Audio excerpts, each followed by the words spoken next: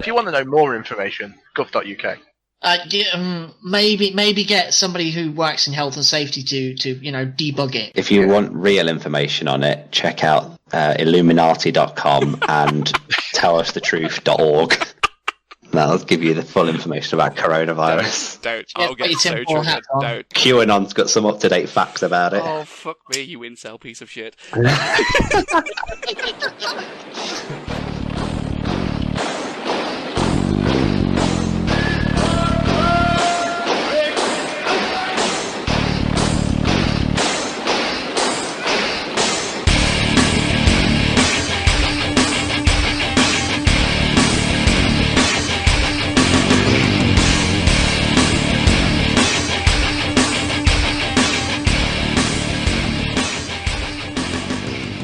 Ladies and gentlemen, and welcome to episode 22 of the Juggernaut Bolt Action podcast. I apparently made a very grave mistake last episode in that I didn't introduce me, Dan, Pete, and Spurlie, because I got too excited and Spurlie whinged at me. So, Spurlie, welcome to the podcast. You happy now? Yeah, much happier. Sure. Do you feel like a real member now? So this is why we don't introduce you, because you're not bringing the energy. You just go, yeah, right, yeah, I'm still alive. Well done. Yeah, I've done another week at work, and you guys have been at home. I've still been working. Yeah, but you've been at home. Well, when I came round on Tuesday, was it Tuesday? Wednesday, to pick up that box of train, and you answered the door in your pyjamas at 5:15 in the evening. And it's not like, oh, he's got ready to go bed tonight. It was, he's not got dressed all day. That was his shit. I need some clothes on. I don't care. Yeah. It just washes over me. I'm comfy, man. What are you gonna do about it? Hey, Dan's turned up at club in his pajamas before, so don't have a go at me. How dare you? That was my sex outfit. So, he only wears it for special occasions. Yeah. Yeah, like club, apparently. Yep. Or when I'm visiting your wives when you're at work. Wives? Don't tell Kat, there's more plural. Jesus. I'll get in trouble. So what have you been up to this month? I've been burning. Been burning. It's been fucking hot, hasn't it? It's nice and warm, isn't it? Yeah. Today I'm now settling down with a Copperberg passion fruit. Come at me, bro. After a long barbecue with me and Pete, where you two weren't invited to. It was very lovely. Oh, fuck you, then, you tit. Yeah. That chef will get to know his family and war. It's not our fault you drink a woman's drink. So whatever. Just be bitter. It's all good. Yeah. No, those words, Barney, you would not be welcome in the Ciderlands. Maybe if we started drinking like Malibu Spurlie with Diet Coke, we'd be invited round. Yeah. I can get pissed on it. I can get pissed on a $5. I don't care. It's economical, bro. What new? Ooh, Warlords pre-ordered their book. I've got to get my words right. Marianas and Palau Islands, the latest campaign book. Ooh. And guess what? We've impressed someone up above, and we've managed to get a review copy. No. Yeah, I know. But you're the devil of Bolt Action. Well, Who have you slept with, Toph? Well, multiple characters. Or Paul Walker. He slept with. I say Paul Walker's looked happier lately. So what are you doing there? Well, I only got it like 3 hours ago, so we won't be reviewing it in this podcast. But we're not a YouTube, show doing hot takes. Screw that. No, we'll do it. Shall we do like a 0.5 episode in a week or two? Let's actually read it. Yeah, once we have a chance to read it. So, watch this space. Let's not read it. Just ask Facebook what they think. And then we'll just record that. Yeah, just jump to wild conclusions that have no basis in fact. Yeah. And, just guess. That's what most of the people do, isn't it? Just guess it. I've got a feeling you guys are taking shots at people here, And you've got to leave Sheffy out of this. As if we take shots at Sheffy. That's too easy. No, we got to change gears to Spurlie now. Yeah. What we should definitely do though is we should review all of the campaign submissions line by line, because that's what people really care about, is how many Marine squads were deployed to each individual beach during a campaign, and not just funking You're right, unit. people do care about that. I mean, people What do we care. want to Yeah. do then is compare the scenarios to the actual landings, just to make sure that they're right. Yeah. Because there's nothing worse than there being a flamethrower when there wasn't one. I mean, I'm looking at this book now, and the guys that have painted the Marines look like they've used a German light green rather than a US light green. Oh, what were they thinking? God, I'm what about is ready going to on? write a complaint Hey, letter. look, we've got an entire episode we can fill with your sarcasm bullshit. Yeah, I'm cool. going to write a 22. strongly worded Facebook Messenger post to Max, because this isn't good. I tell you what, though, I actually did you guys catch up with Warlords are now doing a Twitch stream? Yeah, I did. Yeah, No, I didn't know. didn't know It they were was doing on, it. but I was busy. I saw it on Facebook. Like, oh, I'll turn up to that, and then I just spammed the comment box as you do, and yeah, it's a lot of fun. So I think it's like Monday and Wednesday evenings for like British people, but yeah, it's a lot of fun. It's all Warlord Games content, and most of it, there's a lot of bolt action content, and it's worth having a look at least. Yeah. Cool. Anything else before we move on? We got a lot to get through this episode. It's a bit back to basics after our kind of hiatus. So Yeah. It wasn't much of a hiatus. We're all stuck inside. yeah, but we did some interviews and then some weird kind of discussion-y podcast. Now this is a proper back to segments and usual Well, shit. Do we want to leave our game for the Blobby review at the end for what we did or what we didn't do because we couldn't remember shit all? Yeah, we'll do that. We'll do that in Blobby. Otherwise, this intro will go on for years. Yeah. Okay. Years? Damn, I was down for decades. Centuries. What the actual fuck? What the What the fuck? fuck? What the fuck? What the fuck? We're back with what the fuck? We ain't done what the fuck for ages, man. I love a what the Good fuck FAQ. segment. What the frequently asked questions? Oh wait, no. What the feedback and questions? I do that every time. Every time. It's my own fucking podcast, and I still can't get the damn thing right. You came up with the name as well, you tart. I'm not a smart person, Dan. Have you not worked that out after 22 fucking episodes? I would not want to be you at your next performance review. That's all I'm saying. Neither would I, mate. So you name this thing, but you never remember the name. Yeah, basically. Shocking. With Rona about, we've not had much of these in, but we've had some in now, and happy days. First one we got in is from a Dylan B, or DB as I'm going to call him, because that sounds cooler. Oh, wait, not like that DB murderer bloke. Was that the guy who jumped out of a plane in America and ran off with isn't that DB Summit? Or am I thinking of something? I don't know. Fingers crossed. All the people who watch those crime dramas, you can probably tell me. Carry on, sorry. If it is him, yeah, we've got a celebrity listener. So Celebrity terrorist listener. Yay! He said nothing about terrorism here. So celebrity. He comes to saying, "What's up, guys? Hope you're all Rona free." Yep, we're pretty Rona free. I mean, was hoping for some feedback on a 1,000-point single platoon German list he put together. He thinks it needs a topping of cheese. Mm-hmm. Now we all love a bit of cheese. Let's be honest. So we've got his list here. It's a second LT with a mate and assault rifles. Mate was his word. Mate. 3 8-man grenadier squads with 3 assault rifles, 2 Panzerfausts, 2 of them running regular, 1 as veteran. Pretty nice.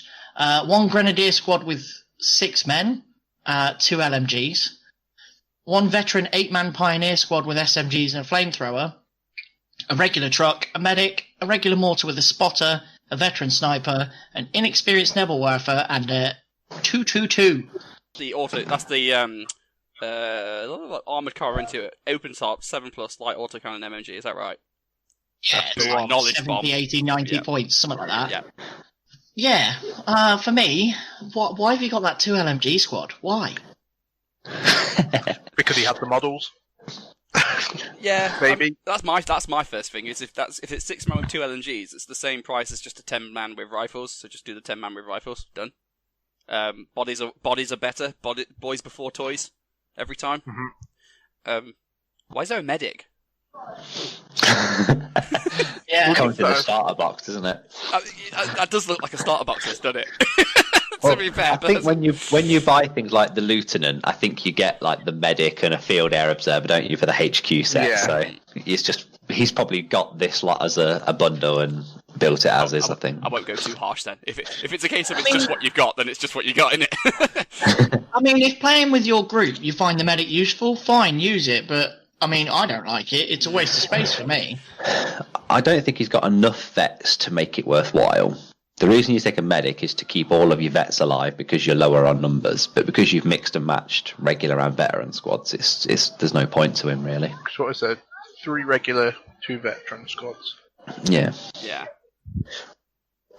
I mean, when I saw this message when it came through on Facebook Messenger straight away, and the first thing I messaged back was, medic, 2 LMGs, assault rifles. Do you even listen to our podcast, mate? Because we are not fans of those. I would say model, ambivalent. If it doesn't matter what models you've got, those 2 LMGs, make it a big fat squad of rifles. The LMGs are just, I'd always prefer bodies to LMGs. Medic tends to end up being a waste of points. And that 222, it's really expensive. I find 222s, like especially when he's not using it. It's like 100 points, isn't it? Maybe 90. No, it's 90 odd, but I know there's a closed top half track that basically has the same weaponry and is much better. I think you can also, if you just want something like something cheap just to spit out some pins, you can just get a Panzer 1. Yeah. That would save you 20 points. I know you don't have the light autocannon, but double MMG will do it. And it's not like he doesn't have enough Panzerfausts. But I'm also curious as to the amount of SMGs in the Pioneer squad, because I tend with flamethrower squads to only ever max put 1 SMG in there. It's a waste of time otherwise. You're going to be firing a flamethrower. They're all dead. I do SMGs, because a flamethrower will inevitably run out of ammo. You always want a couple of... Yeah, you always want a couple of rifles to take the first hits, don't you? Because you don't want to be paying points for stuff that's just going to die. Yeah. Plus, if you're fully maxing out on your SMGs, one of them isn't going to be firing because he's got to man the flamethrower anyway, so... Yeah. Yeah. I mean things SMGs I do like... Right? Things I do like, inexperienced Nebelwerfer, veteran sniper, regular mortar with spotter. Lovely. It's the trifecta, isn't it? I mean, I think it's not bad. It's not bad. I think it's pretty standard, really. I think it's the sort of thing we see loads of lists like this at tournaments. As like for a German player, you see these all over the place where you have 3 or 4 veteran reg squads with toys, a couple of key, just second teams, support units. And so I don't think it's necessarily bad. I think this sort of list can do really well if you practice with it. As I say, we've mentioned a few changes, we would say, but I don't think they're not like they're not going to kill the list. Yeah, I think it's all right. Well, as a start, if you got rid of the medic, I think that's more than enough points for like a heavy field car. And if you got rid of the 2 LMGs on your grenadier squad, because it's 6 men, give them a flamethrower, stick them in a heavy field car. Yeah, your medic's 30 points. So. Yeah. Especially if you drop the 222 to a Panzer 1, that saves up another 20 points. Heavy field car.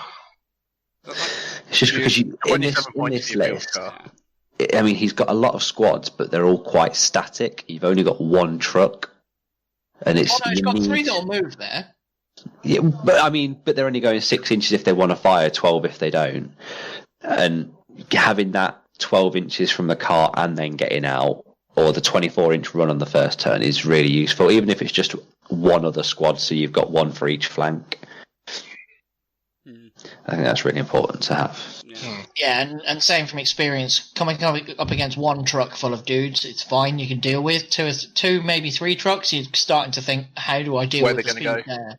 Yeah. Well, when you see a list like this, all you do is you look at the truck and you think, well, that dies first, and then he's got to walk into my guns. So it just becomes the first target, rather than if you've got 2 or 3. That's the first thing I'd do. I'd say, well, the flamethrower is obviously in the truck, kill the truck, and then just wait 2 turns. Yeah. So... You never know, you might get lucky and kill the flamethrower in the truck. Well, yeah, you might do. Yeah. And if you can spare the points, I'd maybe take the Nebelwerfer to regular, purely for the point that if something gets a lucky shot on it, it might run away. If you've got the points as well, put a Goliath in there. Why did you ruin it? We were doing so well. I think that's enough for Dylan to go back and work it out, play some games, work out what he feels he wants to do, and go from there then. Yeah, and you got to remember, lists have got to fit like a glove. The glove will only fit you, you know. He has one extra request of you, Dan. Yeah. Can you please keep taking shots at the bacon burgers? I have no idea who they are, mate. bunch of cats, mate. They haven't done a podcast in about 6 months. I think they're all dead. Chicken Data coming up this summer as well, didn't they? Yeah. A bit of worldwide pandemic was enough to scare those off. Honestly. Yeah. Honestly. The Aussies are all gays, aren't they? Yeah. They're all snowflakes. Yeah. They think they've got a couple of big spiders and they're all that. I know. They've never seen a badger. Yeah. Just because they keep getting attacked by drop bears every now and again. Yeah. Mate, that's scary. Fucking scary. Awesome. So, next up is from, sorry if I get this wrong, Aaron Russell. No. It's Aaron. There's Do no you know such name as Aaron. Doesn't exist. I think you'll find it's Aaron. It's anti-Aaron. Yeah, it's either Aaron or Aaron, yeah. Yeah, there's Aaron. So, Aaron has to say, hey guys, I've been playing tabletop games for about 10 years, mainly Ancients, and I've just gotten into bolt action in the last 2 months. Ooh, I enjoy the competitive side of gaming as well, because who plays to lose? Damn right. We won't name drop there. Dan plays to lose. Yeah, Dan shit bolt action. That's it. I've been the highest ranked player in the world in my previous gaming platform for about 8 years, so so I need a change. Does that count when you're Ancients, though? Is Ancients a real Clang. game? That's what that was. Does it count if me and Toph aren't competing in it? Hey, you could be playing like Rome Total War. That's technically Ancients. That that has rankings and stuff, doesn't it? Maybe. Quite, let's carry on. Okay, So anyhow, I found you guys because you enjoy that side of it, loving your podcast and using it to learn a little more of the game. I did have one question though regarding your British Review podcast. I wasn't part of that, so loser. if it was rubbish, blame them. It says on the Commonwealth Armies you can choose one of the following traits but forfeit your British third choice. But in your podcast you guys are saying that it doesn't say that and it should. Am I missing something? I think it's how basically it's the difference between how the rules are worded and how they should be worded. So like you've got the traits in your army book, you know, the 5 you can pick, and then you've got the country traits in the Western Desert book, and there's nothing currently which says you don't get everything, if that makes sense. So you get to pick your traits in your book and then add even more national characteristics. So you can be like, you know, you get your artillery observer, you get your prelim bombardment, and then you get to be like Indian for your free squad. That's the problem. Now we all think that it probably shouldn't be that way, but it is. I don't see a problem.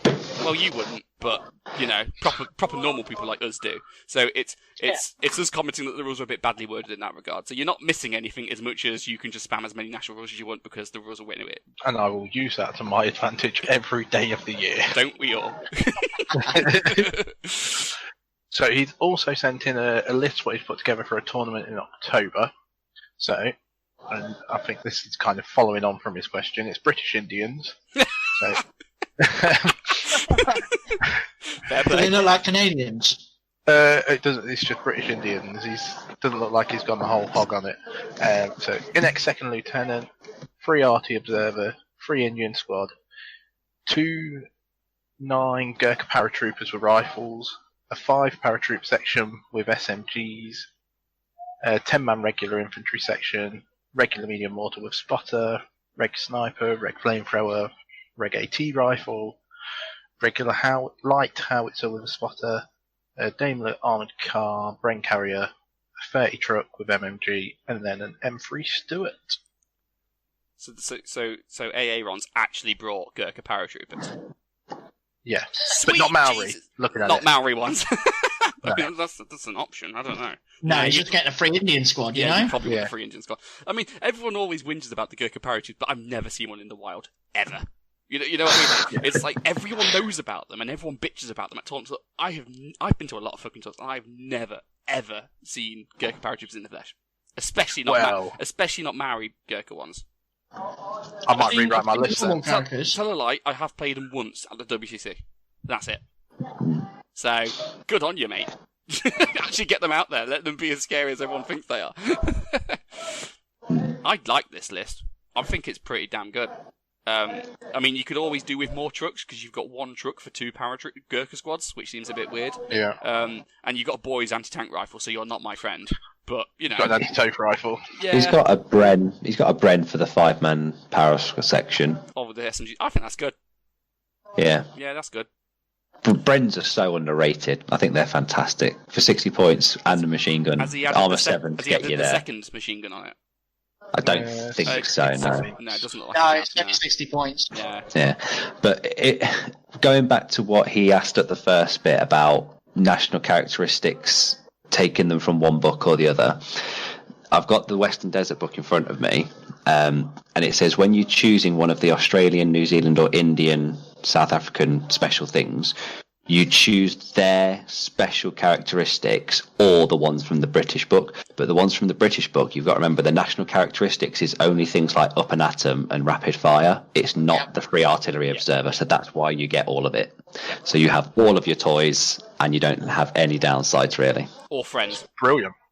Well, yeah. And then you don't have many friends you 50 for gamers anyway. No, you don't need friends.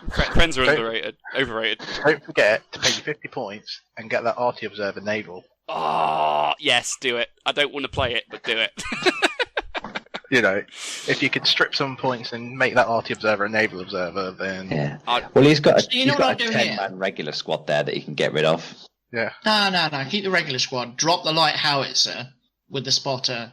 Make the bloody second lieutenant regular, because at the moment he's sniper bait. At least at regular he only dies half the time and not 2/3 of the time. And then squeeze in that naval observer on your free boy. And really, really hate people. You need a Jeep rain down hell. Also, one of that regular infantry squad, just make it a Royal Engineer squad. They're still regulars, you just get to add a flamethrower. He's already got a regular FT on. No, so you know that 10-man regular infantry squad, if you just make them because each British list is allowed one Royal Engineer squad, there's no additional points there except the 20 points to chuck another flamethrower in. So he could take them as airborne engineers. Oh yeah, could do, couldn't you? This is already nasty. We should shut up. No, that looks good. It's nice to see someone actually go, you know what, fuck it, I am using Gurkha paratroopers. So it's interesting. I'd like to hear back, AA Ron, how it goes in October. Fingers crossed you'll be allowed back. You horrible man. Send your packing back to your ancients. That'll be the new Facebook insult. Go back to ancients. Go back to real historical wargaming. Go back to 200 BC. Yeah. Suck it. Cutting. Yeah. Feel the burn. Get some ammo. That list generally looks pretty good. As long as you play it well, it should be fine. Yeah. Right, let's move on to the next one. So the next one is from Wyndon Graves.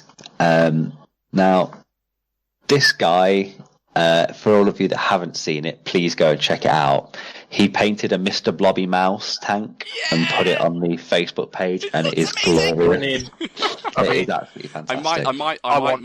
I might make it the page, like, you know, the big heading picture at the top of the page. Oh, the banner. Yeah. With your permission, Wyndham, I'll make it the banner. It's brilliant. Yeah. It is glorious. We love anything blobby themed and bolt action themed. So if you merge the two, it's like sex, isn't it? I've already touched myself. No, it's better. It's better. Yeah, because it's real, isn't it? Yeah. Don't have to sit on it first to make it feel good. Yeah, you're sharing it with someone else. Yeah. Right. So Wyndham emails in. He says, apparently listening to the back catalogue too quickly can cause issues, and then he's put the link to the blobby mouse on there. It's not an issue, no. No, it's not a condition. It's like Freudian, isn't it? It's just letting out your inner blobby. And he says he's got a question for the pod. If you were to make bolt action into a sealed list box game, what would the lists look like? I'm specifically interested in making 1,000 points for the US, Russian and German armies, and would like lists to look, feel and play like their nations. Either normal or Jugger Selector works for me, and I would prefer units from the base book, but realise they may be too constricting, so you could choose some of the ones from the campaign books. He says, I should specify I'm new to bolt action and would be making these armies for pick up and play with friends only. They don't have armies and don't play, so it's just like to teach them the rules and the basics. And he says, when that can happen again, because obviously because of coronavirus. So basically, if you were to do a Russian list or a German list or a US list at 1,000 points, just for Joe Blogs, Mr. Gary Newcomer, what would those lists look like? I reckon you got three points you need to make here. The first one is you need to make sure the models are usable. Like these are when you buy like a starter set from World of Games Workshop, and there's always that one unit you're never gonna fucking use, like an anti-tank rifle. Nothing like that. Yeah. You'd want an MMG. Yeah, I'd want it to be like the base plastic kits. You know what I mean? Stuff you're going to use. I'd also want it to be the list would need to be like obviously the nation they're going to be, if that makes sense. Like the Russian list should have more dudes than the German list. The German list should have more toys than the States list. You know what I mean? Well, I play Americans, you play Russians, Toph, and Pete's got a lot of experience with Germany. So let's just take them one each and go for it. So for me, US. Well, yeah. For the US, you want lots of infantry squads with bars, and you want them all mounted in Dodge trucks. And I'm talking, you want to max out as many as you can. So you probably want 5 squads in 5 Dodge trucks. For a starter list. And then you want flamethrowers, as many as you can get in. So whether you put those in engineer squads or just as the flamethrower weapon teams, you put those in as well. A bazooka, which is it's the only anti-tank really that the Americans have, and it's a really good one, so I'd put that in. And then you're talking either a Stuart or a Sherman for your tank slot, and then you're looking at, I don't know, what would you'd probably use your M8 Scout car or something for your armoured cars, and then that's roughly about 1,000 points. The Americans weren't massively known for their artillery barrages. They're all about the beach assaults. They're all about getting men on there, getting them loaded up and then pushing into the centre of the island. So you want your infantry squads in your transports with a few flamethrowers and maybe 1 or 2 tanks. So, but that takes all of their army special rules into account as well. So like your move and fire, it takes into account their actual structure of when they were landing on the beaches in the Pacific. So it's quite themed as well. Any additions from you guys? Or do you agree with that? I mean, sounds good. I would probably go with softer. I wouldn't put like 5 jeeps in with loads of flamethrowers. Like maybe 1 or 2 for like a start. Yeah. I mean, if you're going to do it 100% themed, you'd probably want 2 or 3 machine gun teams in there. But because that's what they did, isn't it? Is they fought for a little area on the beach with their infantry, set up machine gun nests, made it a kind of defensible position, and then pushed out from there. But everyone knows machine guns are shite. You don't want to handicap yourself too much. With Russians, I would just want to have like a tapas smorgasbord of here's the fun shit. You know what I mean? Yeah. So I'd want to throw the IS-2 in. I don't care, it's fun as shit. I would throw in body armor, engineers, because it's Soviet as fuck. I'd throw in some dog mines because it's Soviet and it's fun as fuck. A couple, maybe a ZIS 3 or 2 because you're Russian, so you need some fucking guns. And then after that, I would just how much money you've got left of your budget, flood it with infantry. 12-man rifle squads. Don't you dare make them any better than regular, I swear. It'd just be the most Soviet as you can. Cause you almost need 2 halves to a Soviet army, don't you? You need 500 points spent on good, useful stuff that will actually do stuff, and then 500 points spent on as many models as you can fit in, but they're shite. Bodied. And you need your shit, like you need your commissar, you need a sniper, you basically need enemy at the gates of the tabletop game. You know what I mean? Like the historically accurate enemy at the gates. Obviously not. It's an alright film, and the point is, you want to highlight why Russians are fun to play. At least that's from me. You want to go, this is fun as shit. Here's all of your fun shit. Use it, even if it's not that good. You're not, when you're doing starter armor and stuff, you're not doing it to win. No, you're doing it to say, look how fun this game is. And I don't think you can have much more fun than blowing up your own IS-2 with dog mines because you're a moron. That's the most fun you can. It's one of the most enjoyable things. I find watching somebody blow up their own tank with their own dogs. Because you'll have fun, or your opponent will. Someone will have fun when you use dog mines. Yeah. Forced fun. It's when they brought the 3 dog mine squads. Yeah. So where do you hide your tank? Off the table. Go on, Pete. No, Don't put Pantherterm in the moving. German list. I'm not your friend. Well, no, Germans, you've got to kind of swing it one way or the other. Do you want the early to mid-war German army that was a blitzkrieging powerhouse, or do you want the late war of this the very late war army that wasn't really much of a powerhouse and was just throwing men at people? Either way, to kind of keep it away from the other two, because the Russian list have a lot of bodies, the US list will have quite a few bodies. You probably want to aim for about at most 40 dudes, and then just give them toys. You want a nice looking German tank to pull them in. Probably not a Tiger; it's worthless at 1,000 points. But maybe think it's something like a Panzer III or even a P4 if you want. Just something that will give you that. Look, it's German. As long as here you it don't is. play the Tiger Fear rule. If you do Panzer IV without Tiger Fear, you're fine. If you want to include Tiger Fear, you're not going to have a good time. But Tiger Fear is such a good rule. Oh, shut up. Which version of it? Every version. But don't look at over-tooling them. You kind of want to have that midpoint where you've spent maybe 25, 30 points per squad on tooling them up, and then at least that way, the German squads will feel like they've got a little more to a Swiss Army knife appeal to them. Myself, because it's you're looking at getting people into it, I'd probably run the Germans as 4 8-man veteran squads with tools, because they will quite happily crack open quite a few things. I think, I mean, the way it kind of looks like it's going is your Americans would be your regular list, your Russians would be your index list, and your Germans would be a veteran list. Obviously, you're going to vary per unit, but overall, that's kind of the channels they're going down for a bit of variety. Yeah. Yeah, and always, with all 3 of the lists, reinforce that infantry wins games, not tanks. Yeah. Yeah, I mean, I don't know how easy it is for you to access the theatre selectors. I don't know if you've got any of the army books or anything like that, but I would say if you look at the theatre selectors, even though they're quite restrictive, they are a brilliant indication of how you should build your army. So if you're looking at some of the American Pacific Theatre ones, they're all about Marine squads and bars and all about machine guns and bazookas. If you look at the German ones, especially the early war, they're all about Waffen-SS and Fallschirmjäger with loads and loads of toys and all being veteran. And if you look at the Russian ones, they're all about putting 600 men on the board and just saying, fuck it, that'll do. Only 600?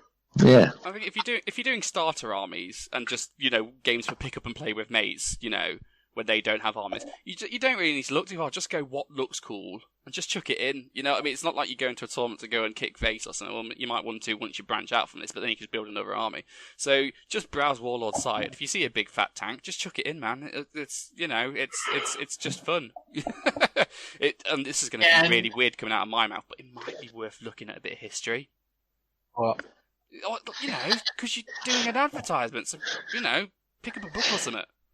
Toph is fired. We're hiring for a So I've not only got to look at history, I've got to read. I was going to say, watch the History Channel, but it will tell you about how aliens infected Hitler's mind, and it'd be the weirdest shit ever. The pyramids were built with the point facing down, and then they fell over in the wind. That's what I heard. Guys, aliens. No, but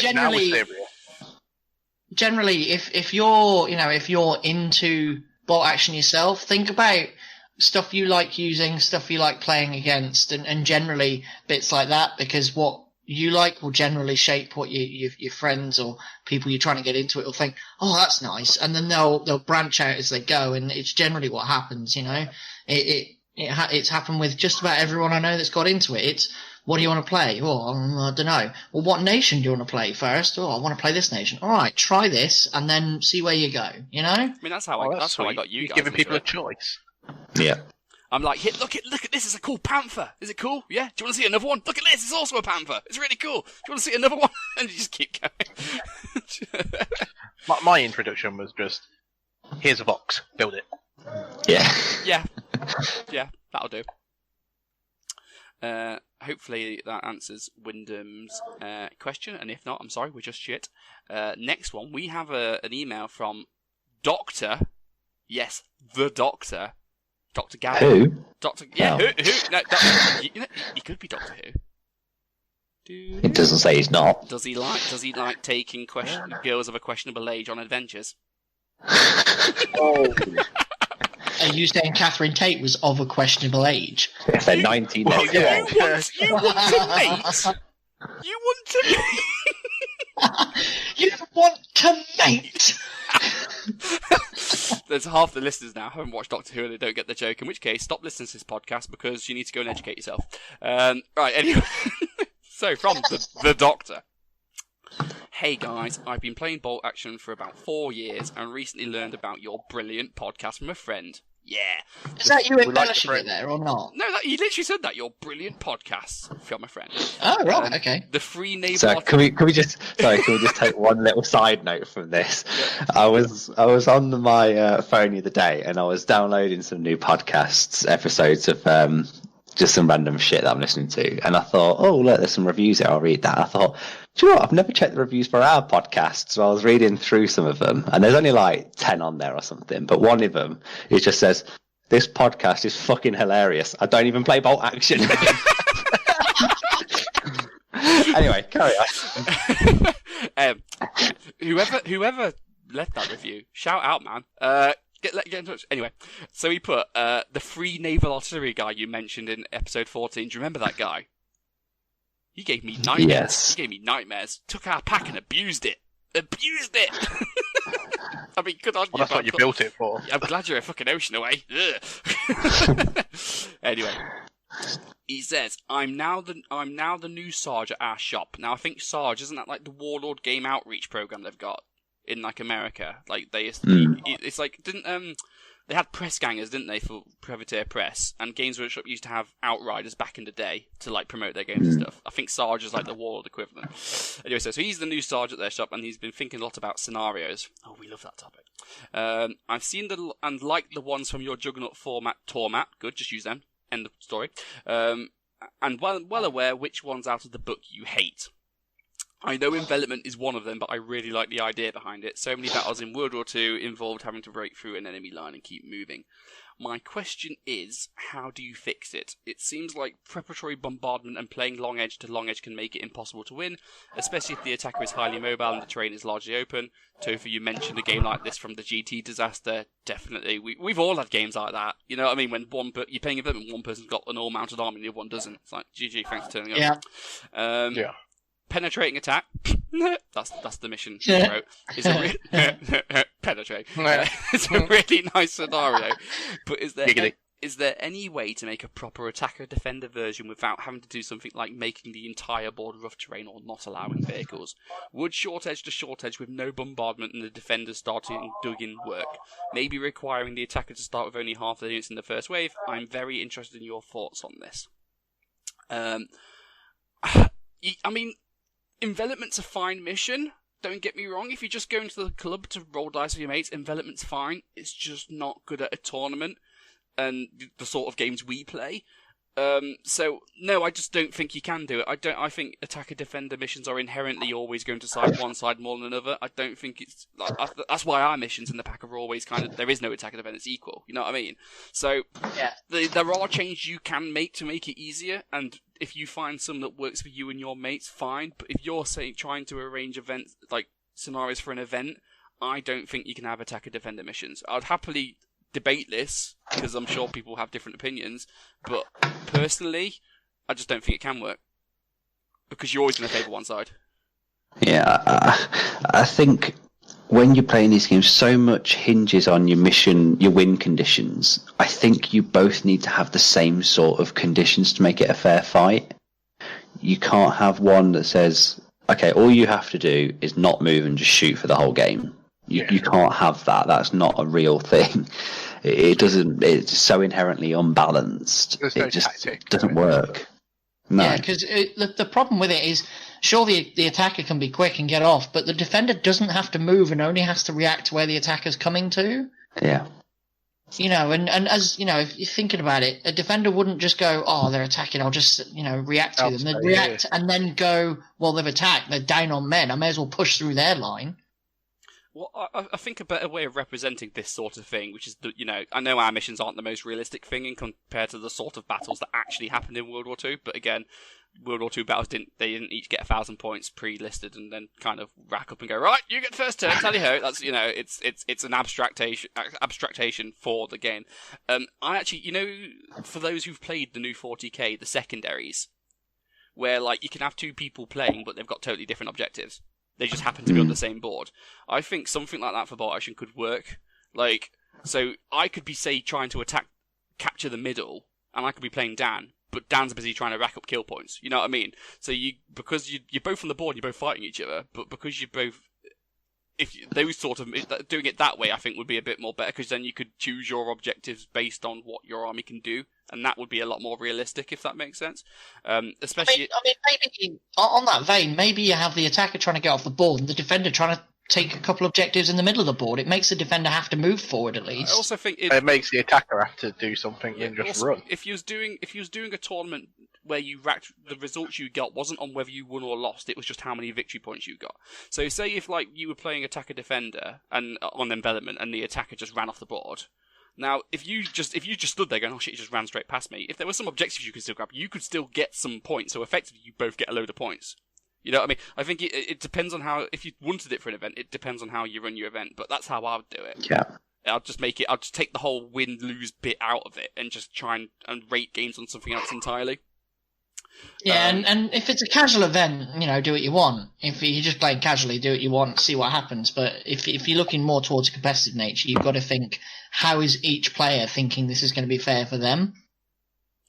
Yeah, I mean, we've all had good games of envelopment when we've managed to get it quite well balanced. But I mean, how many good games do you have to balance out the shit games? And what your answer to that is will depend on is how well you'll like the mission. The thing is, you'll never get people complaining about, you know, the multiple objectives ones or the kill points ones, because they're balanced and everyone knows what they're doing. And it's not a case of, you know, I've got a fully mounted army and you've got 4 units. I'm an attacker. I'm getting on envelopment or double envelopment. I win. It's not a case of just rock beats scissors. I win that mission. Those ones are balanced because you're both trying to work towards the same thing. But, you know, if you've got Finns defending an envelopment mission, well, you're fucked because the Finns just stand there on ambush and shoot you on 2s as they walk towards you.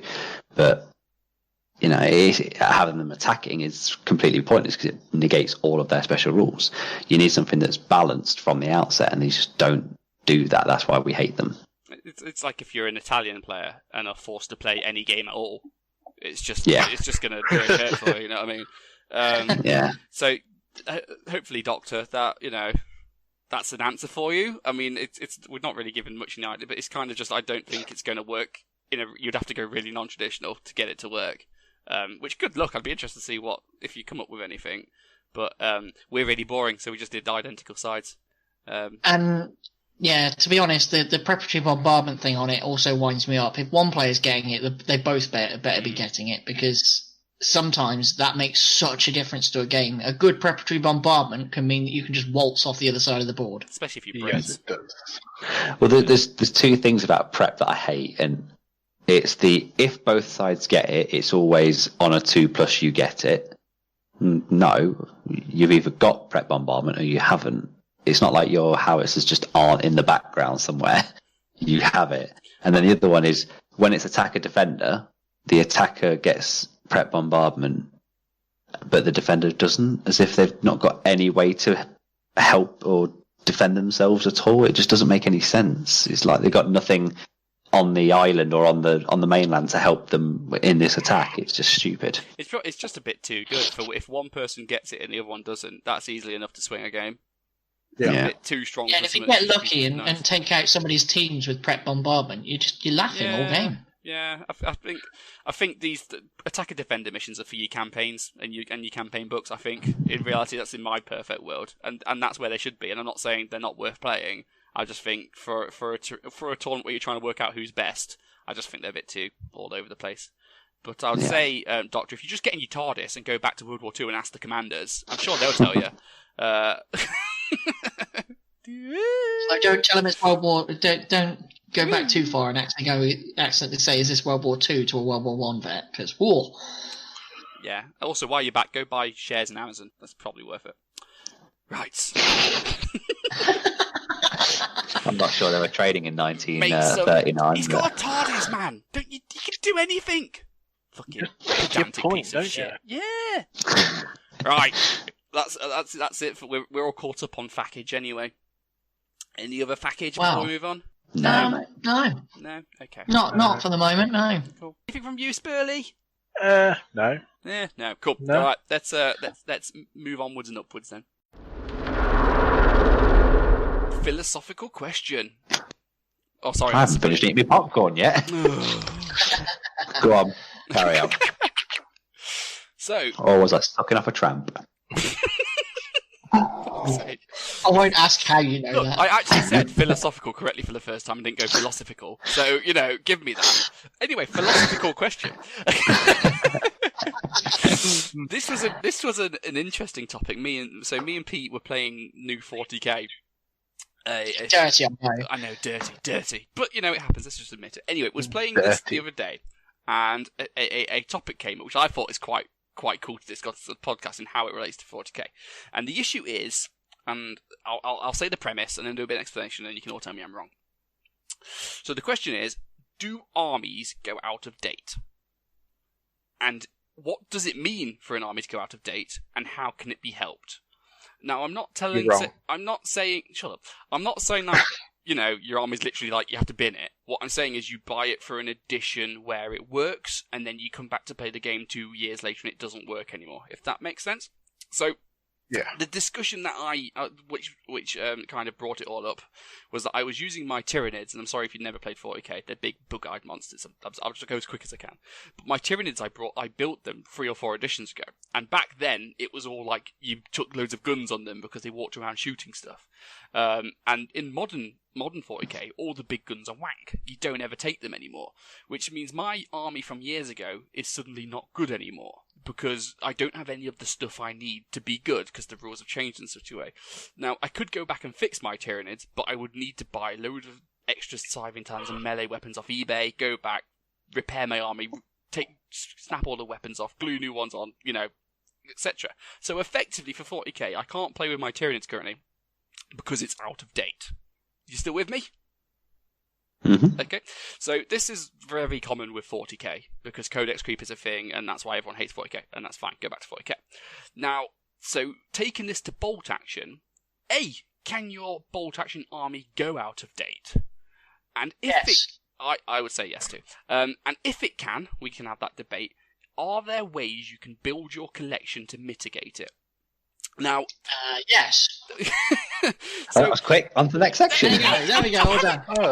I'm being philosophical. I learned a lot. Shut up. I've got a really good example. I was going to say, yeah, my example I'll go with, maybe it's different to Pete or not. In first edition, Recce was all the rage. So the amount of people who had like 5 Chaffies and 5 Pumas, Chaffies and Pumas are everywhere. And now in second edition, Recce's been toned down a bit. So there's people who have entire boxes of Chaffies and Pumas where you're only really ever going to use one now. If that, Pumas are pretty shit, to be honest. They're pretty expensive for what they do. No one really takes them. So effectively, if you built your entire army by Pumas, you're now going to be a bit pissed off. Now, V3 could be coming out at any point. It could be coming out next year. Now, what's going to be new in the future? We don't know. So how can you build your collection to not be pissed off in a year's time? There we go. Just to frame this as well, there's a more recent example where if you bought and built a Chinese army that was the forward deploying nonsense, then an FAQ came out and stopped the Sparrow tactics being good. So good, and the thing we saw that happened with the community, we saw it happen on eBay, was that these Chinese armies just went straight up onto eBay because people went, "Oh, I don't like that." Before I let it go to the table for you guys to hash out as well, another thing I want to say is just cut it off. There'll be people screaming at their podcast app right now, whinging, going, "Well, if you play competitively and you buy mods like that, it's not going to out of date. It's all your fault. Fuck you, competitive." Blah blah blah blah. We fully admit that the more you jank your list in certain directions, the worse this will be for you. This is a very specific issue for very specific people. If you don't care about this sort of thing or think it's not going to affect you, just skip to the next segment. I understand. This is for weirdos like me, not normal people like you. Right, go. Okay, can I go first? Yeah, go for it. I'm gonna give you a dirty word now that no one ever wants to hear in this game. I'm gonna say meta. Ah, he said it. I need to have a shower now, boys. Oh man. So, does an army go out of date? No, I don't think it ever does. But does your meta go out of date? Yes. Because if you've got Americans and you play with all Chaffies and you've got Chaffee spam from the old edition, the Americans aren't out of date. Your meta is now out of date because of what's happened with the way that tanks work and the way that Recce works. So, no, I don't think armies go out of date. If you want to take it back to your Tyranids, no, your Carnifexes and your Trigons or whatever with the super smash weapons, your Stranglethorn cannons and all that sort of shite, no, they're not as good now. But Carnifexes with loads of Cybern Talons are good. So your army isn't out of date. Your meta, the way you played it, is gone out of date, and that's what's changed and what needs updating. So no, I don't think you could ever be out of date. And to be honest, what helps with this in bolt action is you've not got a massive spread. I mean, mostly, to help kind of answer the how can it be helped, just make sure you've got 40 or 50 guys with rifles, because rifles barely ever change. They're not going to change that.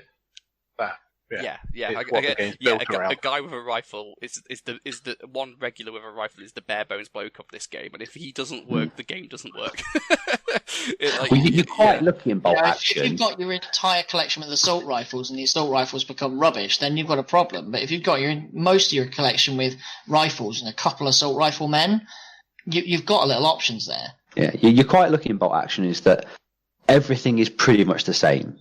We've said this before, a regular infantry dude for the Japanese is the same as Brits and Finns and Germans in all except national rules. Yeah. So they work exactly the same. So it's really hard for one army to go out of date, per se. But yeah, I've done it before where I've designed a list for an army and then I've bought exactly what I needed for that 1,000 points. Now in the third edition, if and when that does come out, if they change anything to make that completely pointless, then I'll have to add to it. But for now, it worked. But that army won't go out of date, but the way I've designed it will. But my point was that, so you've got your 1,000 points now for this edition, and it works, it's great, and it does well. Rules changes and stuff will come out in the future, so that your army won't work unless you invest in it again. So if that was my definition of out of date, if that makes sense. So I've got my Lancers, I've spammed Lancers, and I've gone, Lancers are great, I'm going to build 100 of them, etc. Now, if Warlord changed the rules in V3 to say Lancers are shit, my army is out of date. Because, although it won't be the polls out of date, but I would need to go and buy new stuff to make it worthwhile, if that makes sense. So effectively, you can fix it with the application of dollar bills, y'all, but it's out of date. You are really not street enough to say that. Toph, did you just have a seizure? Faux show. So my immediate answer to that is, although it's fun to chase the meta, and hands up, I'm as bad as everyone else, maybe the smarter thing for me to do with the Polish would to say is, yes, Lancers are really good, and yes, spamming Vickers machine gun tanks is really good. However, they're a money investment and they may not always be good. So would it not be better to invest more of your money in standard regular units that may not be as good, but we know they're good and they're reliably going to be good? So then when the edition changes, you're only going to have maybe 2 or 3 units written off rather than your entire army. And I think Yeah, and I Bolt mean, Action's very good at that. it goes back to army building, really, because yes, when you're chasing the meta, you need to build to a certain army, but you should always keep in mind that you're probably going, oh, my meta list has only got like 10, 20 guys with rifles. I probably need to make sure I get 20 more just in case. Yeah, I mean, And just have that backup of I have those riflemen just in case. I mean, You can drop them in. One day, Warlord will make LMGs good, and in which case, I will need to repair my armies. Because I've not built. You need to repair all those LMG boys. I've not built any. Yeah. You know what I mean? So I will have to go on eBay and go, I'd like to order 20 LMG teams, please. That will have to happen. So maybe the smart thing is when you are buying models now as well, is just go MMG teams. We all think they're shit. We don't bother. But it's probably still worth buying and getting one because one day they will be good. Well, one The thing things that don't work so well are actually really nice painting exercises anyway. Yeah, good for test models and stuff. One of the things I did, so for my Japanese that I've just built, it's very much this is the army list I've designed, and I bought exactly the stuff I needed for it. The only difference is I've got 2 tanks that are exactly the same point, so I can chop and change them. But for my Germans, when I built my Fallschirmjäger, I built them with all of the weapon options you can get, so that if I ever want to, and the meta does change and suddenly assault rifles are good again, I've got 10 guys with assault rifles just waiting there to use, even though I've never used them because they're shit at the minute. So having, what is a box of infantry from Warlord? 20 quid for 30 guys-ish, 25 quid for 30 guys? Yeah, it's really good value. If you get 2 boxes, just build them with a whole range of weapon options. 2 boxes is more than enough to do, an army and a half's worth of infantry. Just build a couple with LMGs, build a couple with, Panzerfausts or assault rifles or BARs if you're American, stuff like that. Because you're going to need them at some point, even if it's just to test for when a new edition comes out, just to see if they are still good or not. Spurlie, I'm interested in your opinion because you're a relatively new wargamer compared to the rest of us. I think you've only been wargaming for a year at most, maybe 2 now. So, as someone, have you even experienced a disc change? Like, what do you think of all this? Well, I've not really experienced it. I'm just hoping I don't come in at like what happened with 40k. I come in, build an army, and then they change the edition. So I got a bit screwed over there. Bolt Action's way better than 40k for that. Yeah, to be fair. That's it. The way I'm came in, built a bunch of Space Marines, and then they brought out Primaris. Yeah. On the Bolt Action side of things, it doesn't look to me like you don't get the same Codex creep effects.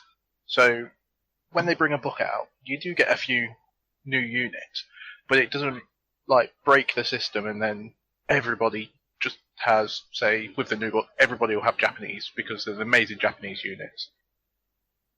It doesn't really work like that, I don't feel, in Bolt Action. They keep it quite tight so that or at least they try to, then they word it poorly, and then, okay, it's anyone's guess. So, I would like to hear from the community about this. I think it's a really interesting discussion, and you might all turn around and say, Toph, Bolt Action's fine, shut up. And you know what, it probably is. But it'd be interesting just to see opinions on this sort of thing, especially because everyone's kind of the rumour mill about V3, blah, blah, blah, blah, blah. And everyone... that rumour mill's been going on for flipping ages. Yeah, but at some point... It's wishful thinking at best right now. At some point... It's been going on since I started. Maybe a year away, it may be 2, 3, 4 years away, but at some point V3 will drop and things will change. So it'd be interesting to see... V2's about 4 years old now, I think. Is it 3, 4 years old? Yeah. Yeah. Why people I desperate think for it's a new got 2 edition? more years in it. Yeah, I'd be interested to see what if you look at your own collection now and just ask yourself, what if X changed? How fucked would you be? As I say, with my Lancers, if they made cavalry shit, I would be fucked. But that's the risk I've taken by spending all that money on Lancers. I'm owning that. So, if you've got any ideas, send some feedback in. I'd be really interested to read. And don't just go, oh, fuck it serves you right, you competitive bellend, because I'll just ignore you because you're a cunt and you missed the point. Well, to be honest, what do I need to say to you again? The way I've built my armies personally, I'm not going to have much of a problem because I built them under the power of a man with a rifle. Yeah. Sure, I might have to buy a couple tanks here and there if things change up a bit, but that's, oh yay, new tanks, not, oh god, I've got to paint 40 dudes again. Yeah, Well, that would the be second part of your question was how, what does it mean and how can it be helped? And what ways do we mitigate armies going out of date? And Spurlie already mentioned, some of the special units that you get with the campaign books that are clearly on a different power level to some of the stuff we have in, like naval observers, for instance. Oh, leave them out. I know, but I think the bolt action community is brilliant at stopping that, because if they don't like them, they just ban them.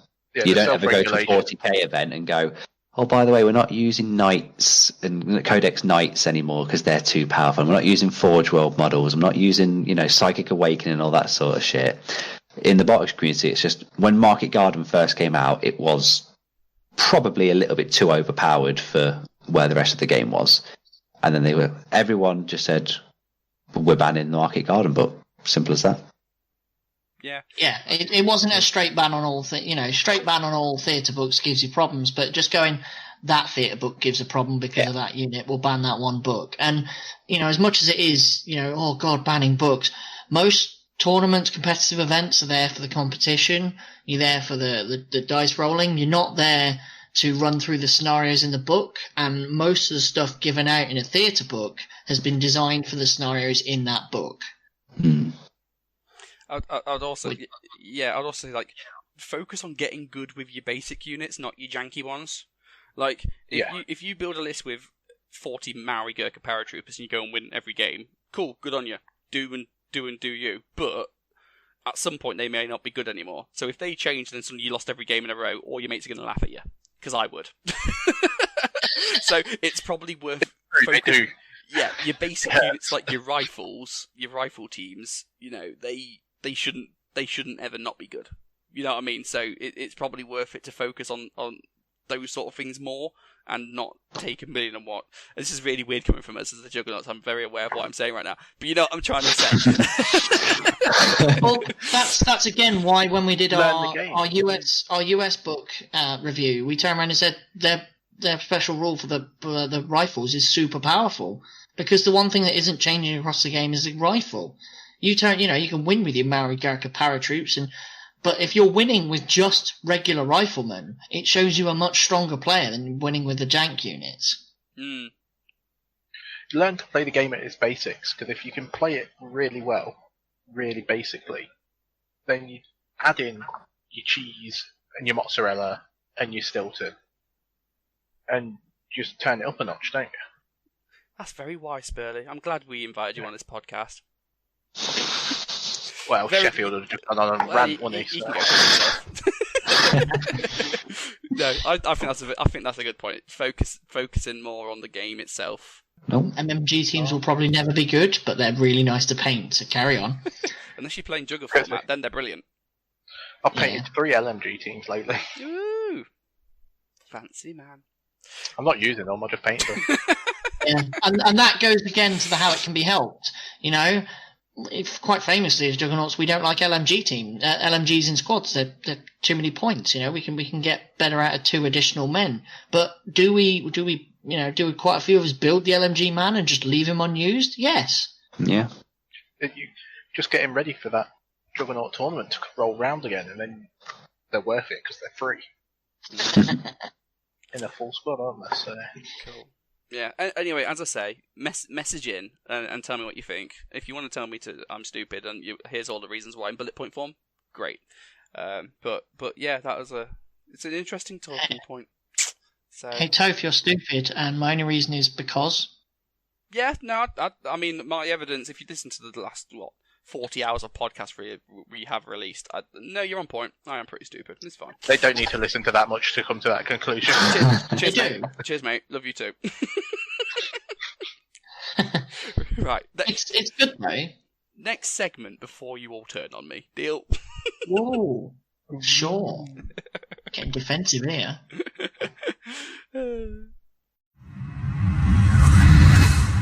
Hello everyone, it's time for the next section, hosted by the only man with less energy than me, Spurlie. Spurlie. Thanks for that, Dan. So we're going to talk about a very energetic subject now.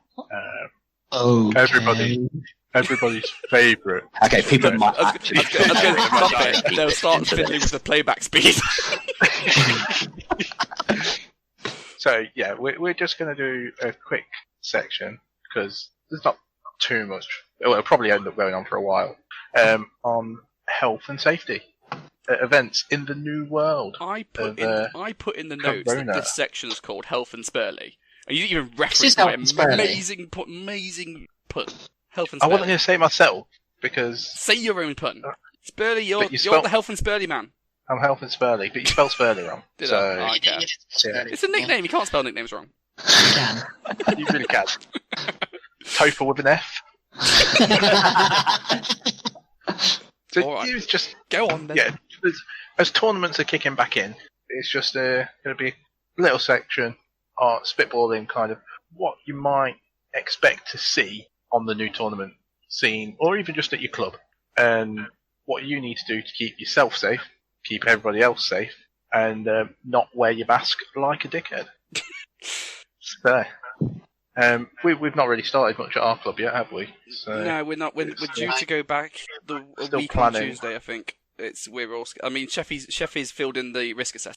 So yeah, he's not sent it to me yet. So I'm going to review it for us, and then I'll tell him he's awful at his job. If he's as good at health and safety as he is at painting armies completely, we should be ready to game any time before 2024. Okay, so let's go with the example. In September, we're all aiming to go to the Scottish Nationals. They've not told us any of the limitations yet. What can I expect from going to a tournament in the current climate? So, the worst thing about this whole thing is that the guidance changes daily. So, what we go over now, next week, could be different. It could be the same, could be different. We could get to the day before the event, and everything changes. But probably at the minimum these days, we're going to be looking at masks, at least in a shop. Where most places take place, you're going to have people moving around.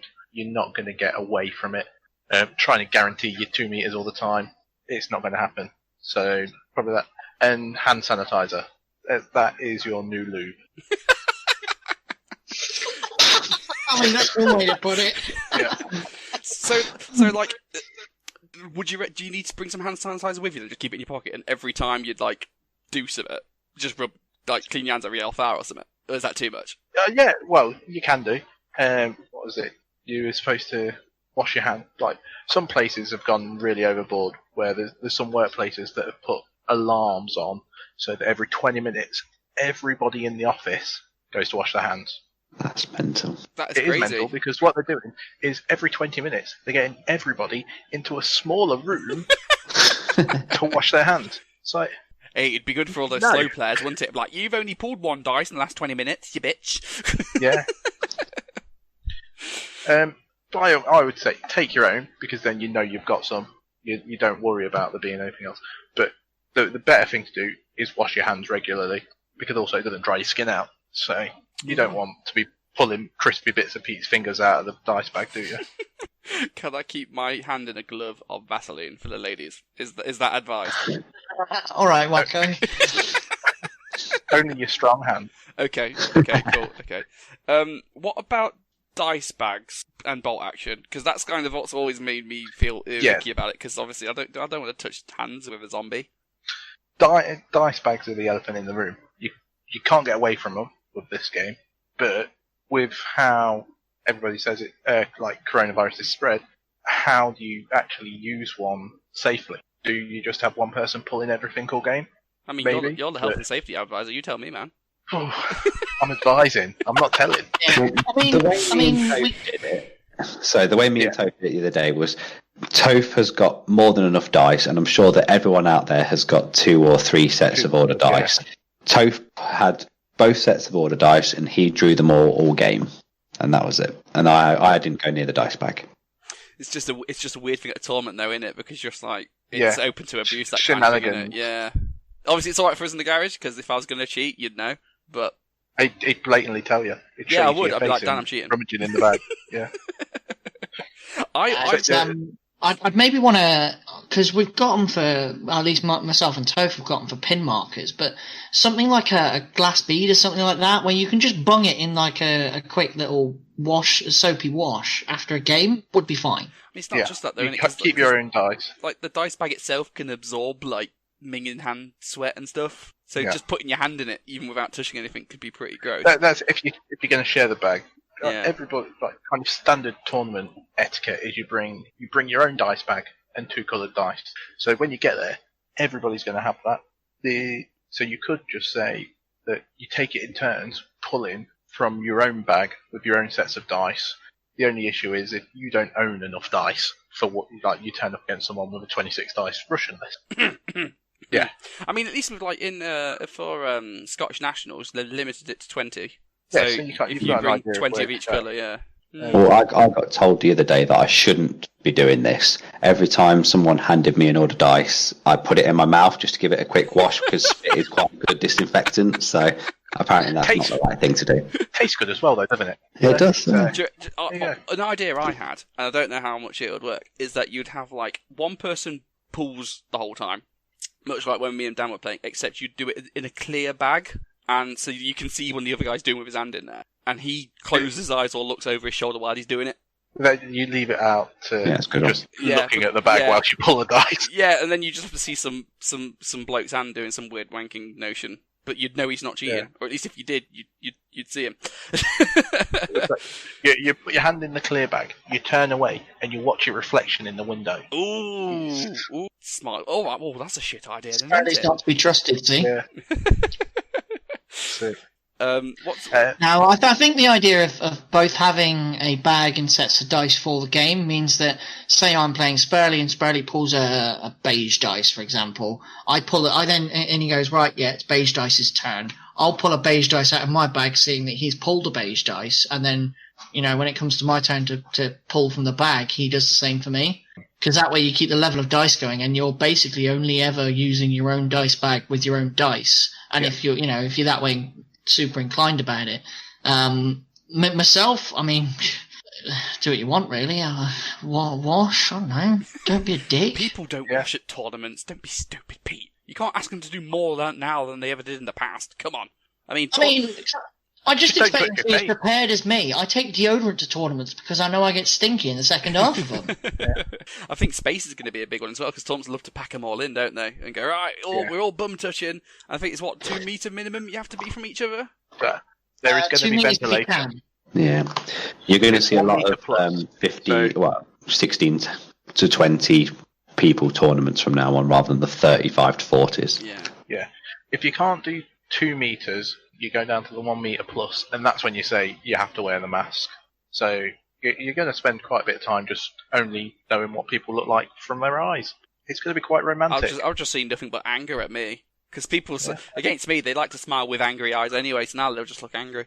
For TOs, you got to think hand sanitizer, everywhere that people are going to be going multiple times at once. Bathrooms before you go in, and, maybe obviously you wash your hands after, but before you go in, hand sanitize just to make sure, because it's going to be somewhere that a lot of people are using. Yeah. I'd say, as someone who's not as knowledgeable, probably no international travel. I don't think it's worth going from one country to another just for a tournament, just in case you're carrying at anything. the moment. Unless you spent 14 days just chilling out. Well, yeah, especially if in America. God. As it stands, the Spanish team couldn't come to the Scottish Nationals unless they travelled over 2 weeks before they came. Well, they're signed up, I think, aren't they? Spanish, French, and German. So all coming. Scottish Nationals. I think so. Oh. That's what Ali said on the last pod. Yeah, that'll be an interesting one. I don't think it's worth sitting in a hotel room for 14 days to roll some bolt action dice. No. That'd be a rough one. Is there any signs I should look out for if the TU's not doing?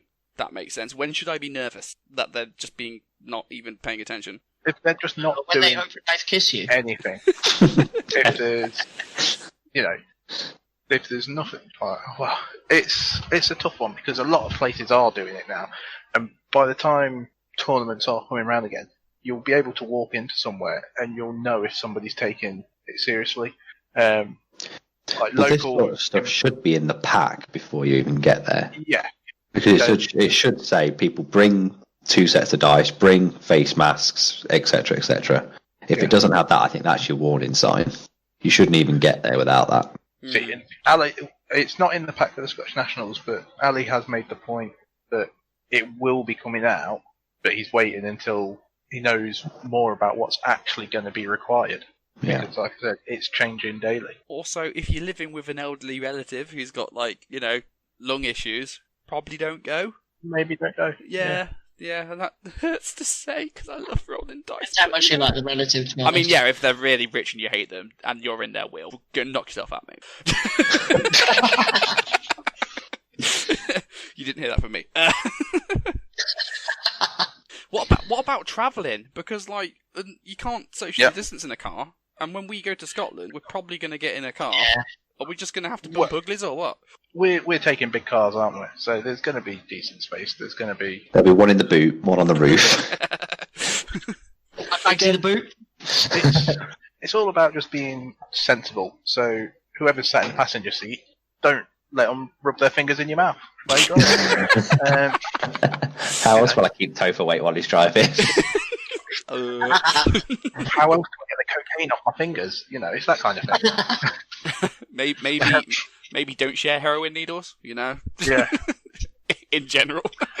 As it stands, depending on where you live in the country, like if you live in the city of Leicester at the moment, can't travel and stay with somebody that you don't live with or you're not in a bubble. But if you live in Leicestershire and outside of anywhere in Leicester that had the restrictions, you can travel and stay overnight with people that you didn't live. So at the moment, we're okay. Because AA Ron may have to have his own room. Whoops. So I think we'd have to keep in mind that the contact tracing is a big thing. That you probably will have to give over your details, maybe a few more details than you were willing to give for tournaments before Corona went mental. You don't have to give the details, but on the same time, the tournament don't have to let you in if you don't. Yeah. So, what about my rights? If they turn around and say, "Can we have your postcode?" Yeah, if they turn around and say, "Can we have your postcode as well?" Don't balk at them. Just go, here it is. Yeah. If you're travelling from an area that's in a local lockdown, then you're being a dick already. Don't make it worse. Yeah. And if you try and say that it's a hoax and that they are taking away your rights, sit down. We will all get to punch you at the event. Sit down in a corner, hopefully by yourself, and just think about what you just said. Yeah. It's those people who apparently all the countries in the world are like Democrat plot to oust Trump. It's not a plot. They can't even organise a piss up properly. Never mind a plot. I was going to say this is all so Boris Johnson can sell the NHS to Trump. He's not that intelligent. He's a bumbling buffoon. We can't even do Brexit. What makes you think we can do like that? Global scale pandemic. Yeah. It's like people are dying. Don't be an idiot. Get over it. Roll dice, but not too much. There you go. Is that about it? That's it. Just be sensible. Wash your hands. Don't lick the tables. I'd maybe go as far as to maybe try not to touch your opponent's models. Yeah. I would say that's good etiquette anyway. Yeah. Even before, it's like unless my opponent said to me, "Oh, can you just pass us that rifleman?" I wouldn't be going and like chucking his model dad on. Anyway, this is a good opportunity to get some good habits in. So if we stop shaking hands now, instead do a holy bow. Proper ancient monk style. If we can get really good at that, we can keep doing that and just like hello. Everyone take one sanitized surgical glove and we can duel like in the olden days. Just slap someone with your face mask. I challenge you to a duel. I demand satisfaction. Well, with the bowing, we could actually, take it from Japanese culture at the moment, which is they don't shake hands, they bow. Yeah, I like that. I don't like touching people. I'm minging. Don't spread my germs. Yeah, man. Yeah. And also, bring as much filth as you want to the tournament because the world's already filthy, and you're not really adding to it. So bring out your filth. GG. Yeah. And if you feel that you've got a cough, go home. Or just cover your mouth like minger. If you're coming down, Yeah. Go home. Like your 40 quid entrance fee is not worth as much as other people's safety, so fuck off. Don't try and hide. Even if it turns out to just be a dodgy kebab from the night before, you don't want to risk it. You know what? This is going to be really hard, especially me who loves to eat day-old egg sandwiches. Maybe don't eat anything. Don't eat anything risky. Because, don't eat an egg sandwich from the petrol station. Yeah, you don't want to ruin your weekend by being a little bit under the weather and having to run away just to be sure. Well, when it is you just with a dodgy that egg ruins your sandwich. weekend more than once, right? Because you've got to bend down and do your back in to get the sandwich started. Yeah. And you're eating the sandwich and feel ill. Yeah. And, I know the pain. I think you should just stay away from sandwiches. Nah, man, I love me some carbs. Can you tell? You have a bread sandwich, don't you? My wife calls me. You say that. You say that, but before the record tonight, you came on eating carrot sticks and hummus. Oh, mate, so tasty. Dude, such a gay, honestly.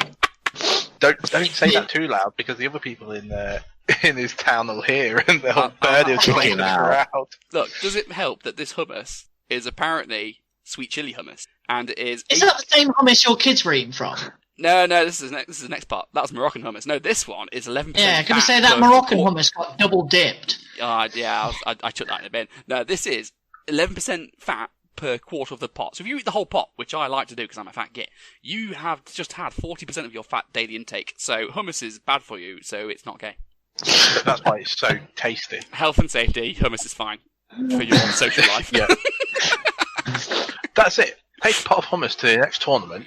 Yeah. Everyone will stay away from you anyway, so you'll be fine. Just wear a t-shirt that says, I'm vegan. If you go to a campaign day, just shout. You don't need a t-shirt, you tell anybody. That's Yeah, true. tell anyone anyway. Go to a campaign day and shout really loudly that you listen to our podcast, and everyone will immediately stay more than 2 meters away from you. That's a top tip. Only if they're Welsh. Right. I think that's enough health and Spurlie for me anyway. I feel very educated. Yeah. We like health and Spurlie. I mean, Health and if you Spurlie. want to know more information, gov.uk. Maybe get somebody who works in health and safety to debug it, because let's be honest, the instructions given have been shocking. Oh, they have. If you want real information on it, check out Illuminati.com and tellusthetruth.org. That'll give you the full information about coronavirus. Don't. Yeah, I'll get put your so tinfoil hat triggered. on. Don't.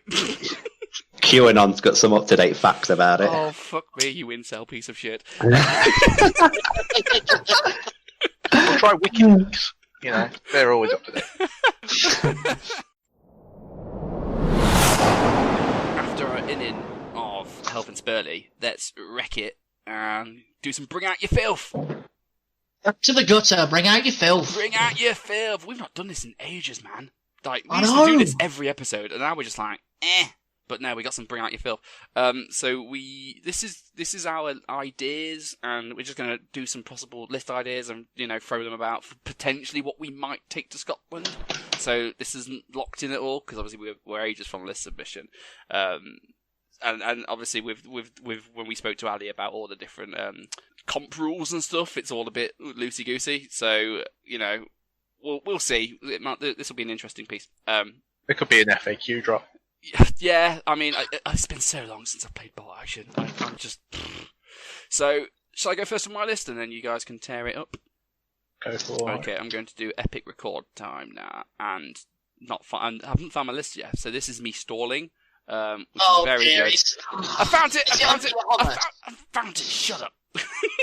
So this is the list I played Dan with this list on Tuesday night in the garage. So it's a British armoured platoon, and it's British Indian, so it's got my free Indian squad. But thanks to the Scottish Nationals rules, it doesn't have the artillery observer as well. So you can't shout at me for that, so that's fine. So I've got 3 Shermans, one of them's an armoured platoon commander, and then I've got the 3 regular Indian squad, a 9-man regular British engineer squad with flamethrower, a 10-man home guard squad. Only 5 of them got rifles though, ain't got time for that.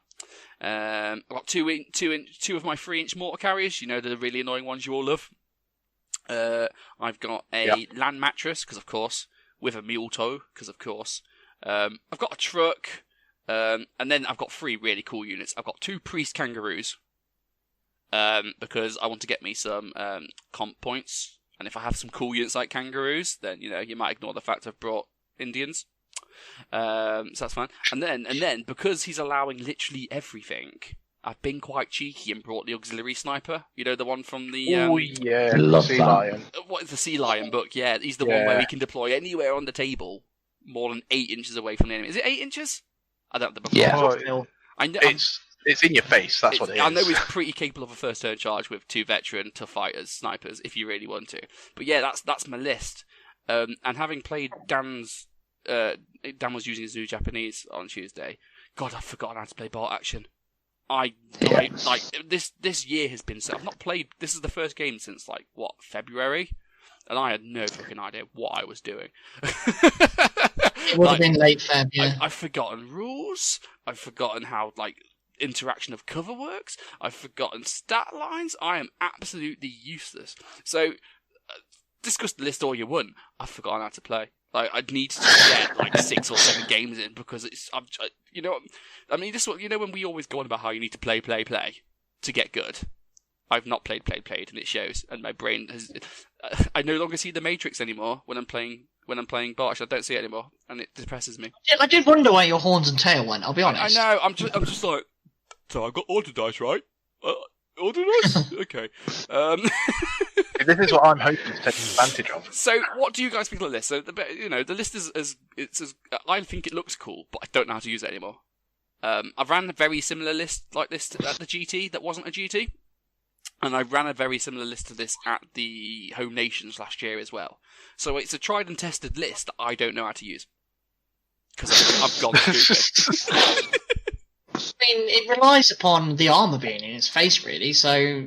I mean, 3 armour 9 tanks is tasty. Not a lot of people can deal with it. Well, Dan did very easily on Tuesday, but let's ignore that. Japanese and dealing with armour is a weird one. Well, yeah, because I'm stupid and I forgot how to deal with Japanese bomb sticks, so of course they got 2 fucking tanks, didn't they? Oh! Yeah, he got me, because I'm stupid. Yeah, well, you can, lads! Pete, you'll be proud of me. My first bomb stick of the game rolled a 1 for its explosion. It sucks, doesn't it? It does.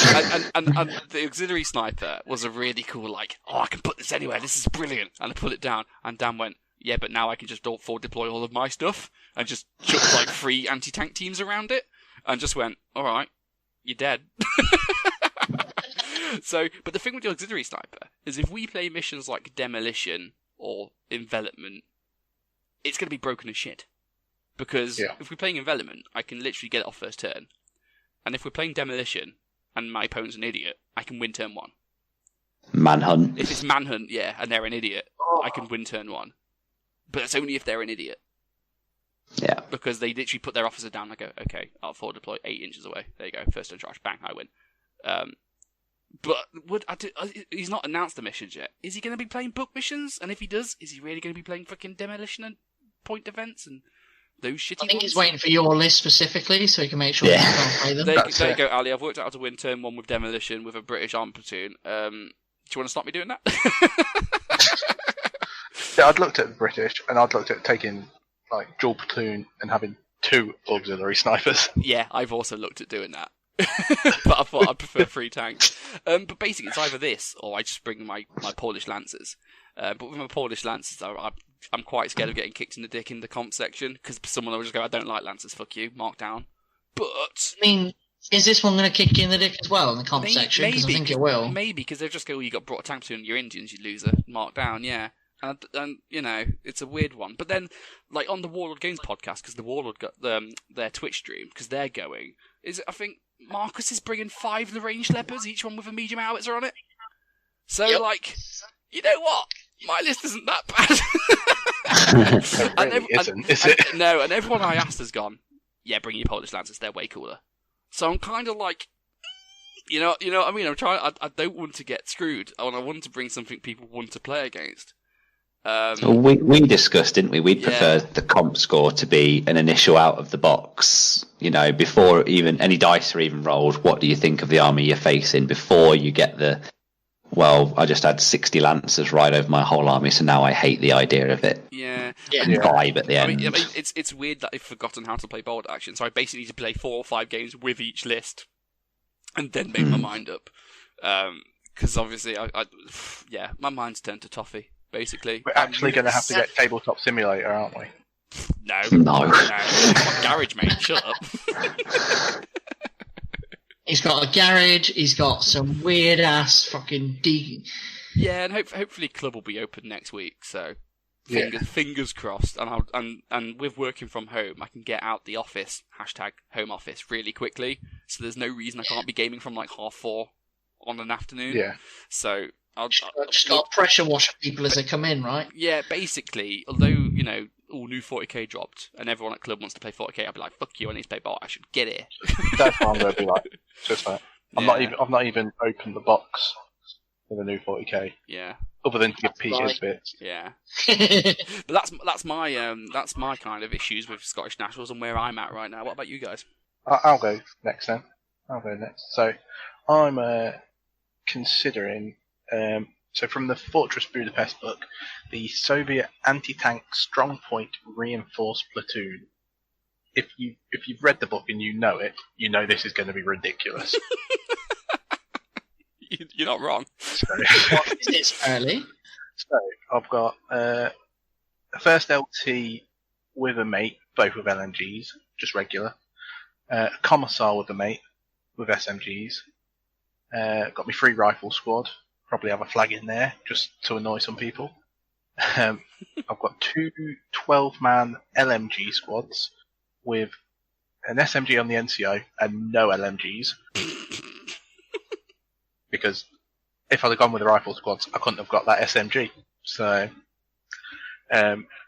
here's one for everyone out there. A veteran MMG team. What? Ew. It's like you're not even trying. A regular heavy mortar. Then I've got 4 Ziz-free divisional guns. A 37 all regular. A 37mm 61K regular. An SU-100 inexperienced apparently. Sounds like you need to go sort your list out. I might need to change that bit, yeah, for some reason. Then 2 trucks with pintle-mounted machine guns and 2 trucks with pintle-mounted machine guns. So, yeah, I kind of hinge around those 4 Ziz-frees, just obliterating anything that comes in front of them. So they're the medium AT guns that can also fire as light howitzers, am I right?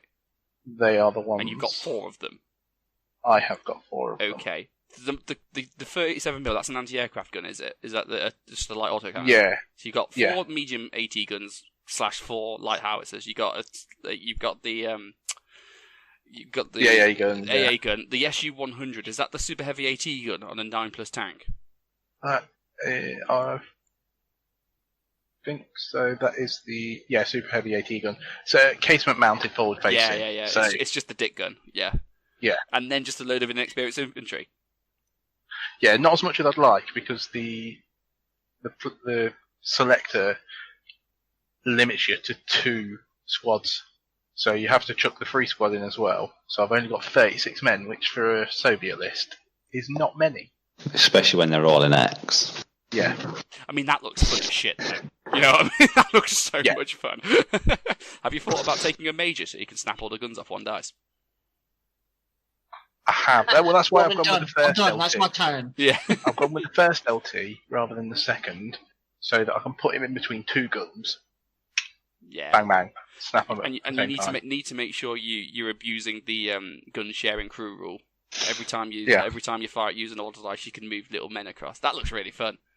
I think there's a lot of shit you're including which you don't need to, though. Is that just to fill your points out because you run out of points? Yeah, because it's so limited, this selector, and what I can take, with it only being single platoon as well for theatre selectors. Can you take the generic reinforced platoon version of a gun platoon? Could you just bring 2 of them? Because isn't it Western Desert? There's like just a reinforced platoon for a gun platoon. I think it's like 1 squad and then up to 5 guns or something stupid.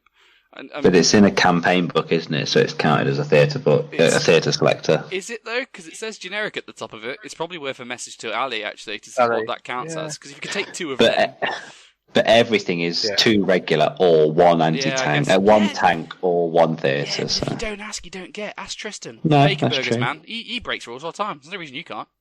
That's true. He does, doesn't he? He doesn't even care. So I'm surprised he's not here. Can I give you one bit of advice, Spurlie, as well? Yeah. Whichever gun has got the biggest crew and or a gun shield, make that one gun veteran.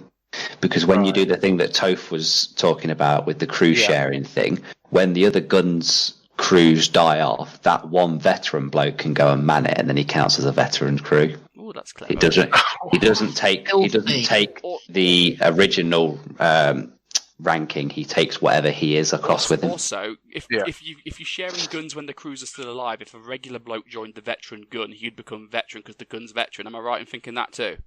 So if you had say a 5-man veteran gun team, it's only when a guy goes to man an unmanned gun that he keeps his ranking. If you go to another crew, then you get whatever ranking they are.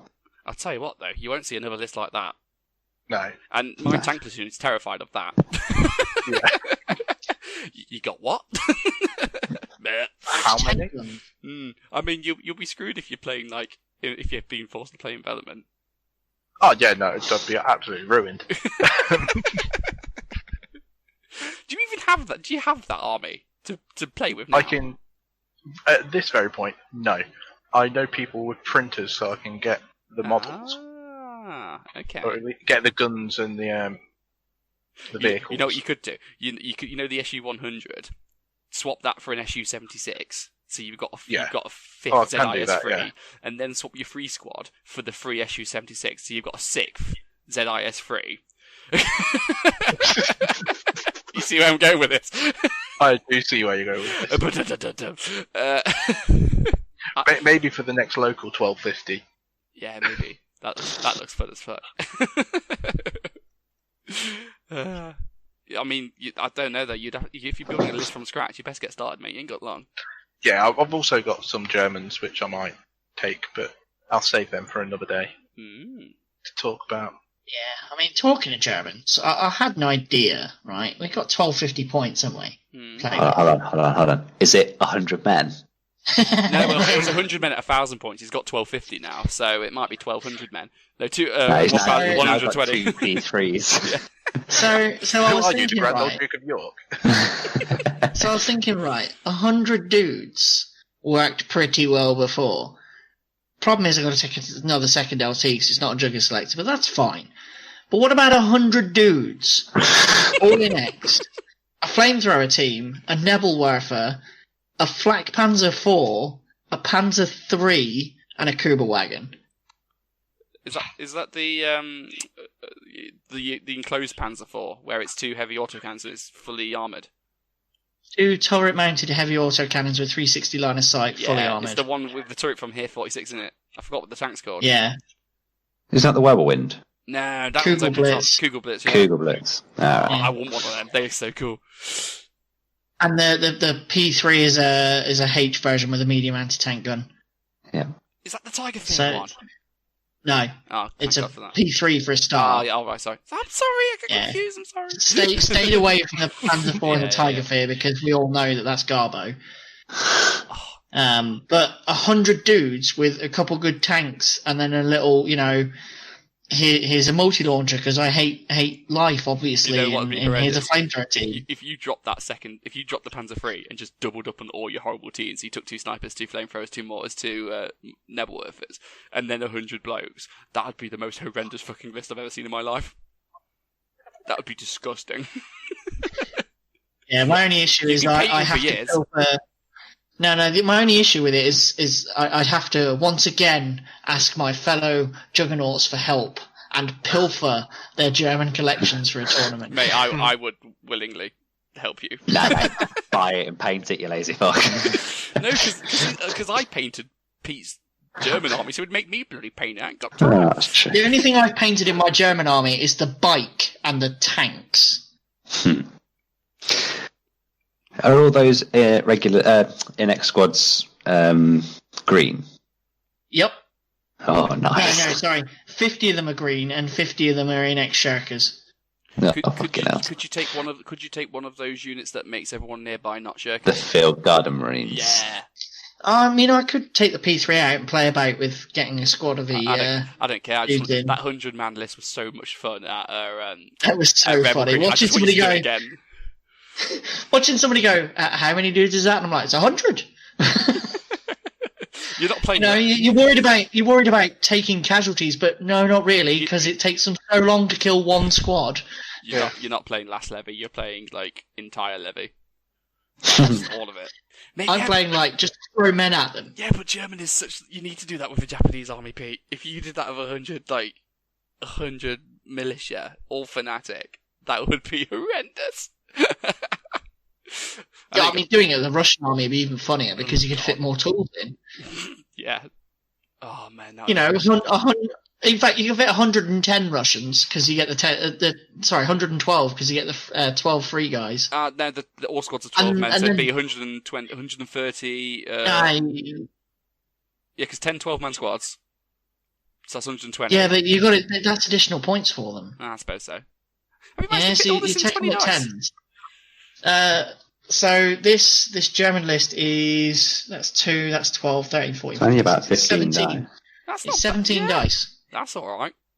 That's good. Do it. Yeah, and 10 of those 17 dice don't die easy. Also, it means that if we're playing objectives, then I'll go down. Screw you, I'm gonna win. If I was playing that with my tanks, I'd be like, where do I start? Where do you even start? I put a machine gun over there. Oh, I killed 2 dudes. Well, best not do that again. I'm gonna run them over. Whatever. Is there a Panzerfaust in each squad? So the 5 10-man Volksturm squads have got 3 SMGs and 2 Panzerfausts in each. Oh, that's so annoying. It's a little bit annoying, isn't it? But they're worth twice as much as the 5 Ostrupen squads. It's a little insane. But I'm looking at it going, well, I'd have to buy a Panzer III and then also buy the turret. And we're mid-August now? I mean, I want to buy a turret anyway, so we can double up on postage for that, and I can lend you a Panzer III. So I've got a Panzer III that's still on sprue. Oh, I mean, now you're just enabling. Yes, because I want to see the next 100-man horde. I can lend you flamethrower teams. I can lend you. I can lend you multi-launchers. I have one condition for you for the P3 though. Is you have to buy one of those pushy sticks that you see in war films where they push models round a desk. You have to get one of them for all your models. What, you mean a broom? It has to be 6 foot long, so you stand way back from the table. You also need to have a cigar so you can take a puff every time you're about to push it. Yeah. Proper old school style, yeah. I mean, I did think about putting them into the Japanese, but at that point, you might get nailed on the soft score for just being that many dudes. Yeah. Yeah, I mean, if you stuck to militias rather than bamboo guys, you should get away with it. Like 100 bamboos is extreme, but 100 just rifle militia, that's fine because you've not gone as cheesy as you could do. Yeah. Yeah, but then again with Japanese, I'm there going, oh, I could squeeze a little squad of native irregulars in there. It's too tempting with them. Whereas Germans, I don't need the natives, just get them in. Is that my first wave? We've already had. Yes, we've had first wave. Yes, but what about second wave? What about third wave?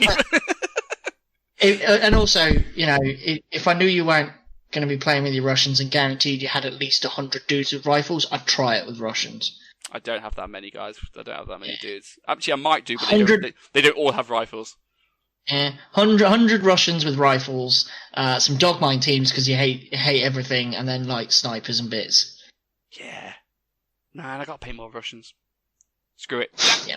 Dan, are you planning on bringing 100 Japanese? Because if you are, I'm ending this podcast now. Nah, of course not, mate. It's actually 99. 99. No.